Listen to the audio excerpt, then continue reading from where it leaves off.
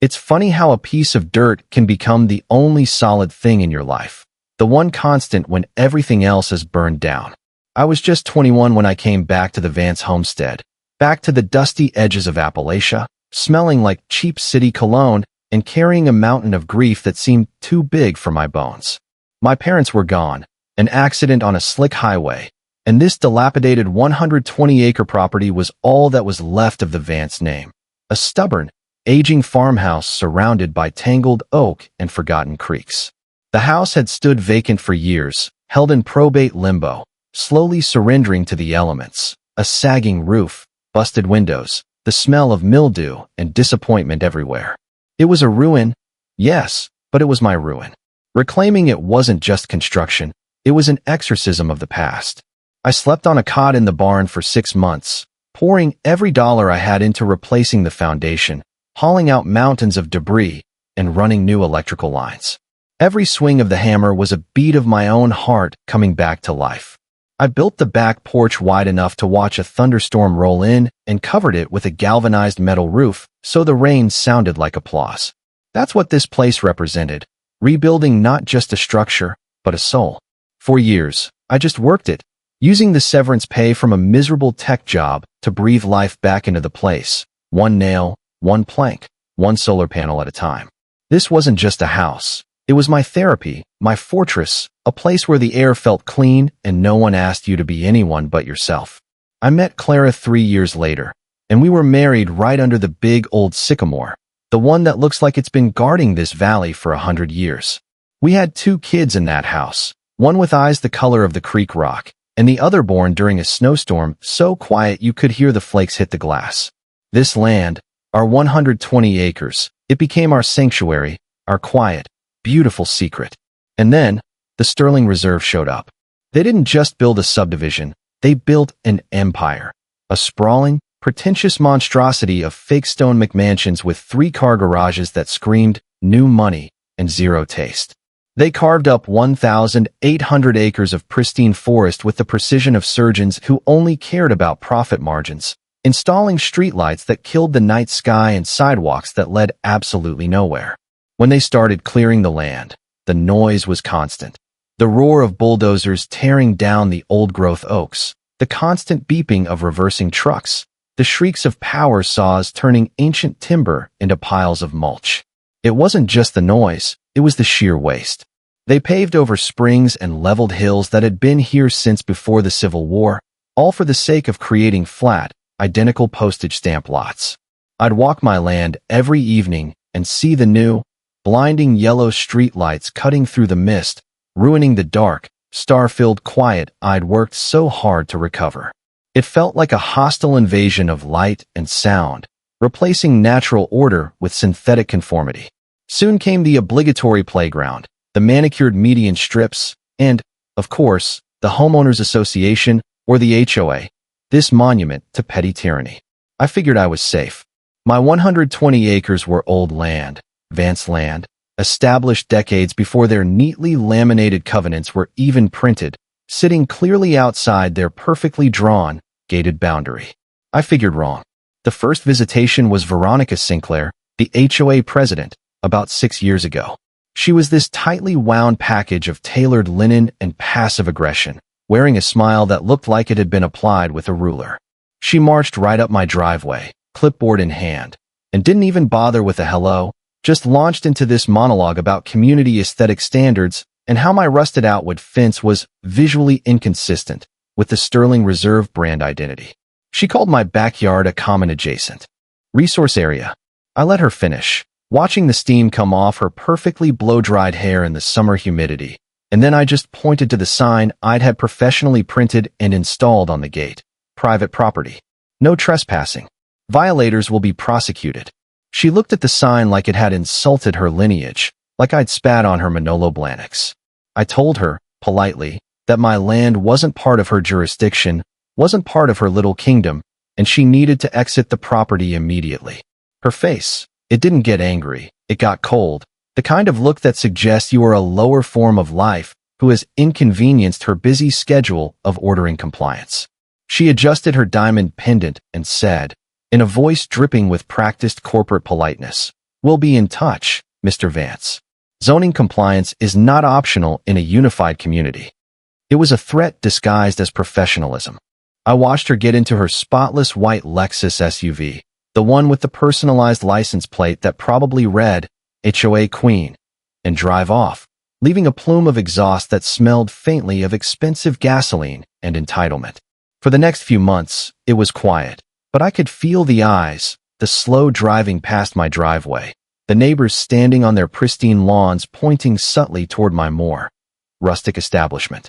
She huffed, scribbled something furious on her clipboard, and strutted off like a peacock whose feathers had been clipped. That was the start of the war, though I didn't know it yet. I just thought it was a nuisance, a fly I needed to swat away. But the letters kept coming, a steady drip of passive aggression turning into outright hostility. Vague warnings about upcoming compliance reviews and thinly veiled threats about ensuring neighborhood cohesion. Then came the rumors, whispered through the HOA's digital newsletter, the kind of trash talk that only people with too much time and too little life can concoct. They claimed I was squatting on land that was technically under HOA purview, that my house was some sort of grandfathered eyesore, and that I was running an unauthorized pig farm, which, for the record, was a blatant lie. The only livestock I had were 2 gentle border collies and a fat tabby cat named Marmalade, who wouldn't move for anything less than a fresh can of sardines. The conflict officially escalated the day Clara was followed home from her work by a dark SUV with a Sterling Reserve sticker on the back windshield. It idled at the curb for a full minute after she pulled into the driveway, just sitting there, watching our house. My kids started getting weird questions at school, teachers, innocently, asking them if their dad was planning on selling the old, rundown place soon. That's when the joke stopped being funny. I marched into the principal's office that week and gave them a masterclass in property law they'd never forget, and I installed motion-activated security cameras around the perimeter, hardwired into a separate cloud backup. I was done swatting flies. I was preparing for a siege. The war goes nuclear. The notice of intent to lien. The real blow landed a few months later. A certified, signature-required letter with the official Sterling Reserve seal. It demanded payment of over $65,000 in alleged back dues, dating back 10 years, plus late fees, penalties, and interest for things like shared community security and ecological stewardship services I never asked for or received. The audacity, the sheer, unmitigated gall of it all, nearly sent me through the roof. The letter finished with a final, chilling sentence. Notice of intent to file a property lien. They weren't just trying to bully me into joining. They were trying to steal my house, to slap a legal claim on the one thing that was unequivocally mine. I spent an hour going through the breakdown of the $65,000. It wasn't just the alleged back dues. It was layers of arbitrary fines. $500 for unapproved exterior storage, my woodpile. $750 for non-conforming roof material, the galvanized metal roof I loved, and a $1,500 monthly late compliance penalty tacked on for the last year. It was a predatory number, clearly designed not to be paid, but to break my spirit and force a foreclosure. They were weaponizing bureaucracy to seize the physical embodiment of my family's legacy, the only thing my parents had left me. That realization turned the fear into a white-hot fury. I knew right then. If they wanted a war over paper, I was going to give them a war over dirt.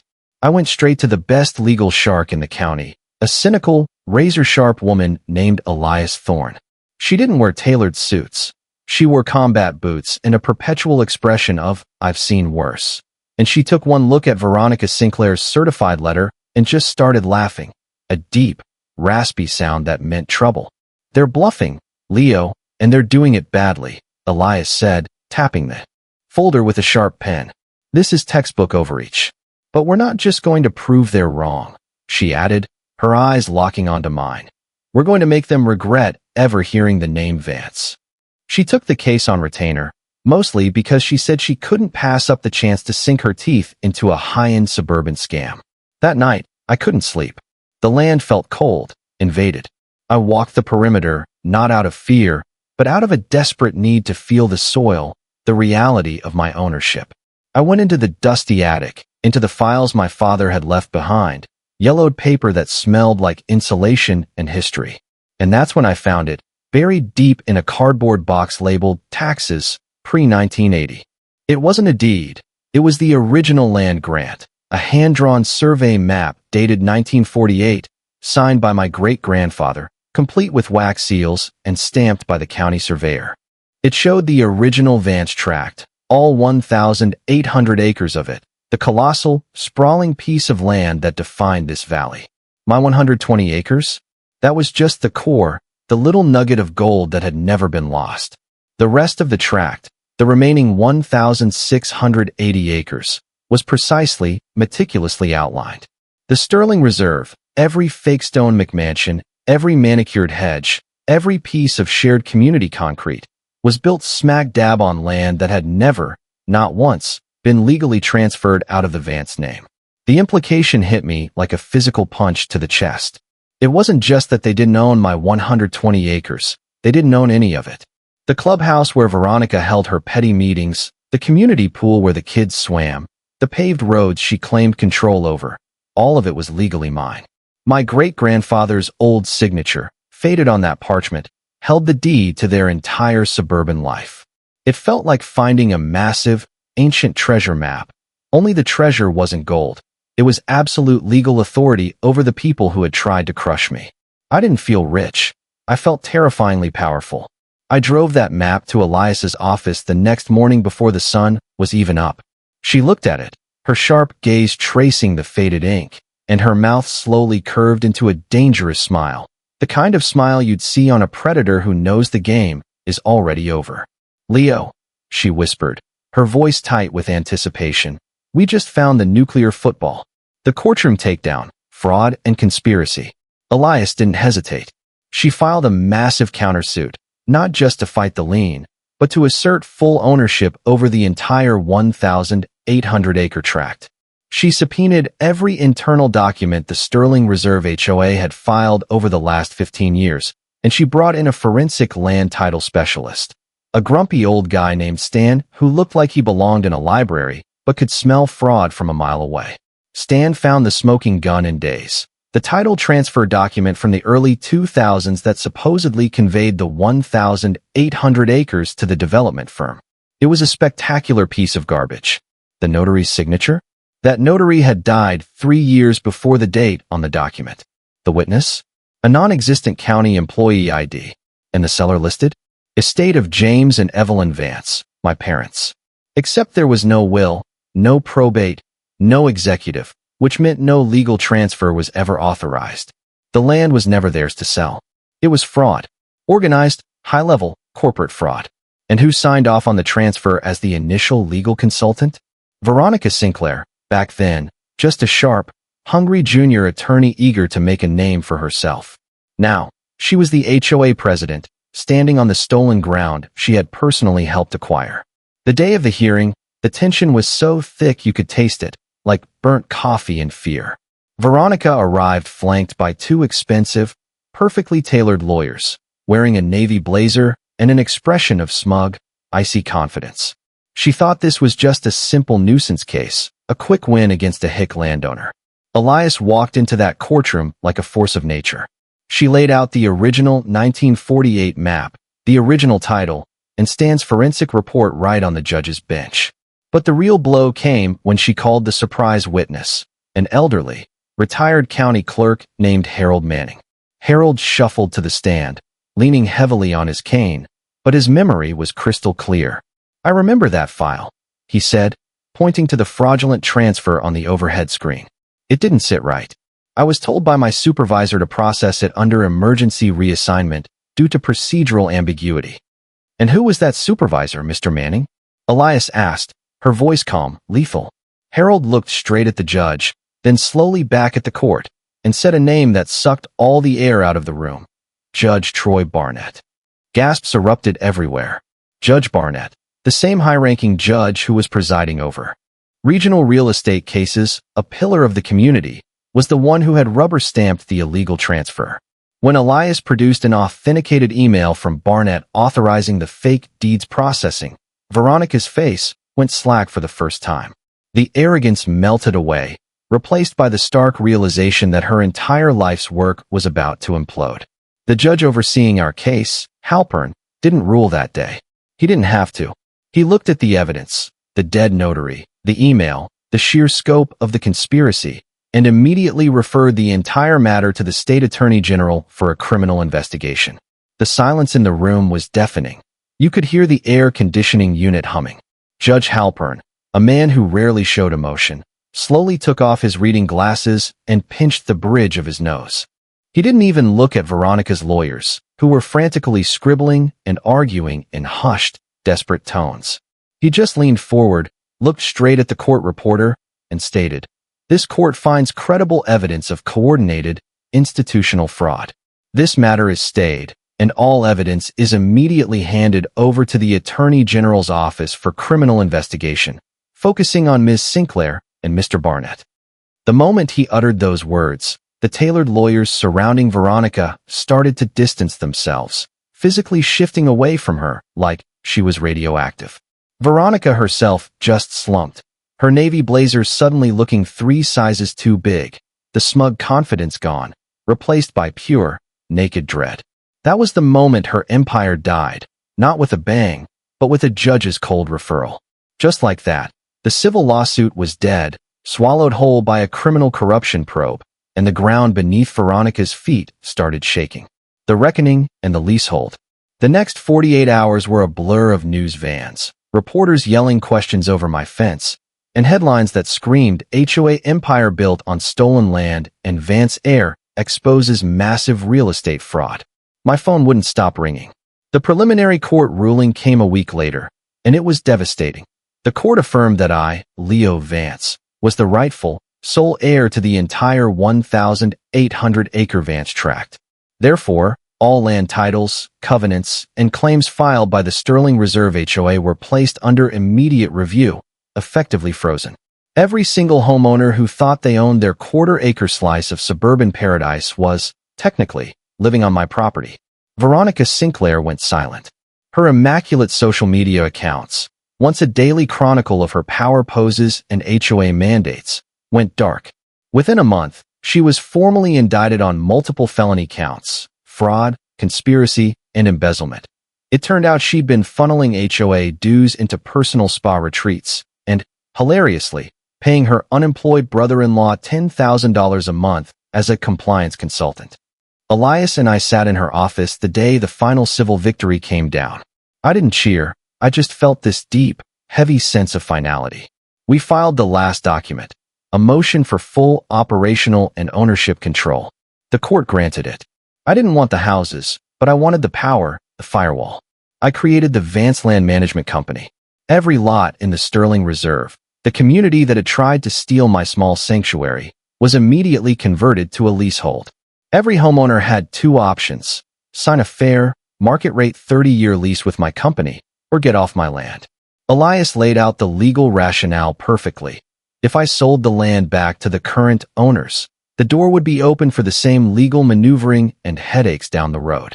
The leasehold model was my guarantee. It meant I was the landlord, the ultimate zoning authority, the permanent firewall against any future HOA nonsense. For the homeowners who were truly decent, the ones caught in the crossfire, the elderly couple next door, the single mom who just wanted quiet, I offered extremely favorable, long-term deals, essentially freezing their land costs for 30 years. But for the core group of HOA enforcers, the tattletales, the petty tyrants who had relished sending me violation notices, I held the line. They were forced to deal with my company, pay premium rent, or liquidate their homes quickly.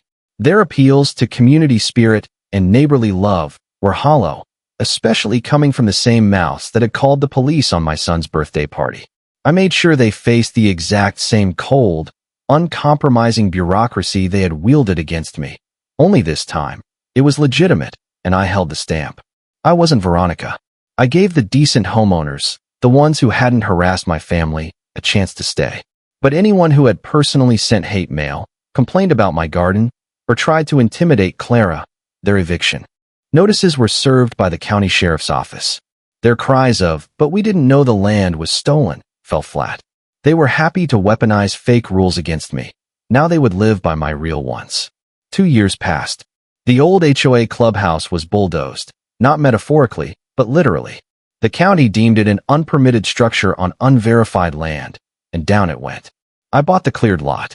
Today, on the reclaimed ground where the HOA office once stood, I'm hosting the first annual Vance Land Heritage Festival. The sun is bright, the air smells like fresh-cut grass and barbecue smoke, and a local band is playing old blues covers from the pavilion I built myself. The Sterling Reserve is now rebranded as Vance Commons. On the edge of the property, I installed a new sign. Simple, bold, white letters on dark iron. It reads, "This land is privately owned. No HOA. No nonsense. No exceptions." And then I saw her. Down the path, shuffling slowly, pushing a wide municipal broom, wearing a faded orange jumpsuit, was Veronica Sinclair. Community service. She paused by the walkway leading to the center and looked up, her eyes landing on the newest plaque I'd installed, just for today. It read, "The law is not the HOA. The law is Vance." Her face was a roadmap of broken ambition, shame, and fury. I didn't speak. I didn't need to. I just raised my glass of iced tea in a slow, almost imperceptible salute to the woman who tried to steal everything and ended up losing it all. And then I turned back to the man from the city who was admiring my new, custom-built smoker. Was I petty? Did I go too far by putting every single one of those homeowners under leasehold just because of the actions of their board? Or was it the only way to ensure that stolen ground never causes this kind of heartbreak again? Let me know what you think in the comments. I'm genuinely curious. When power like that falls into your hands, where do you draw the line between justice and revenge? Hit that subscribe button if you want to see what I do with the new property taxes I'll be collecting. Thanks for listening.